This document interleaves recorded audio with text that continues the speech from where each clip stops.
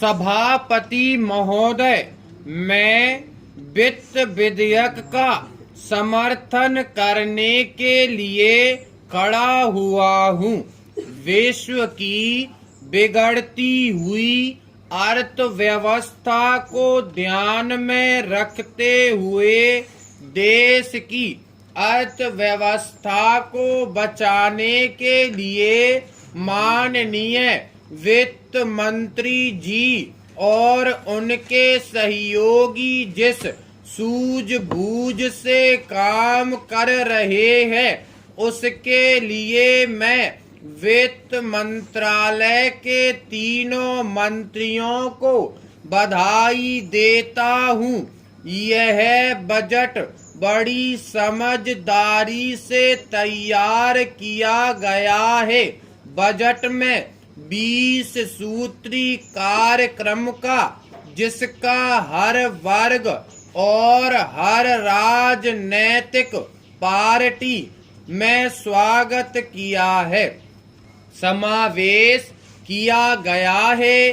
सस्ते भाव की दुकानें खोलने और ग्रामीण क्षेत्रों में उद्योग लगाने की ओर ध्यान देकर ग्रामीण लोगों और नौजवानों के शहरों की ओर भागने पर रोक लगाने का प्रयत्न किया गया है।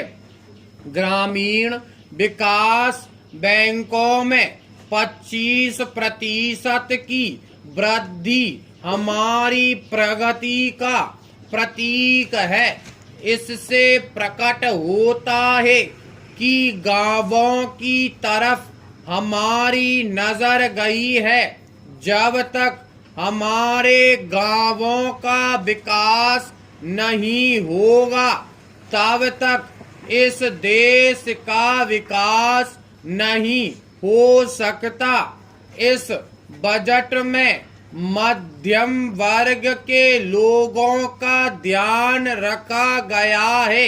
महिलाओं की दिक्कतों को सामने रखा गया है और सरकारी कर्मचारियों के लिए वेतन आयोग बनाया गया है। ये सब स्वागत योग्य कदम है। विरोधी पार्टियों के सदस्यों ने इस बजट के बारे में जो आपत्तियां उठाई थीं, उनको ध्यान में रखकर वित्त मंत्री ने करों में राहत देने के बारे में कल जो घोषणा की है, मैं उसका भी स्वागत करता हूं और उसके लिए उनकी प्रशंसा करता हूं। कुछ परिस्थितियां अभी पैदा हुई हैं, जैसे उत्तर प्रदेश में गन्ने के संबंध में कठिन स्थिति बनी। स्वयं प्रधानमंत्री जी ने उसमें रुचि ली और भारत सरकार की ओर से राहत देने की घोषणा की गई और उसको तुरंत लागू भी किया गया। साथ ही साथ महाराष्ट्र में कपास की जो स्थिति पैदा हुई, उसको भी ध्यान में रखते हुए माननीय वित्त मंत्री जी ने रिजर्व बैंक को 12 करोड़ रुपए की सहायता देने का आदेश दिया। ये ऐसी परिस्थितियां हैं जो अचानक खड़ी हो जाती हैं, लेकिन वित्त मंत्रालय बड़ी समझदारी से और फौरन उनके संबंध में कार्यवाही करता है। इसी प्रकार जो बेमौसम बरसात हुई, उसका गेहूं की फसल पर असर पड़ा, उस पर भी भारत सरकार ने ध्यान दिया ये ऐसी बातें हैं जिनका उल्लेख करना बड़ा सरल है। हर व्यक्ति अपने क्षेत्र में विकास चाहता है, लेकिन दूसरी ओर करों की आलोचना भी की जाती है।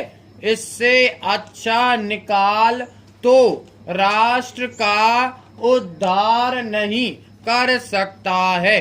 देश में जो उत्पादन होगा और जो कर वसूल होगा, उसी के द्वारा देश के हर क्षेत्र का विकास हो सकता है। यदि कर बढ़ते हैं तो विरोधी दल उसकी आलोचना करते हैं, लेकिन यदि हम सारे बजट पर निष्पक्ष होकर विचार करें तो हम देखेंगे कि बजट हर दृष्टि से बहुत ही सुंदर और स्वागत योग्य बजट है। Full stop.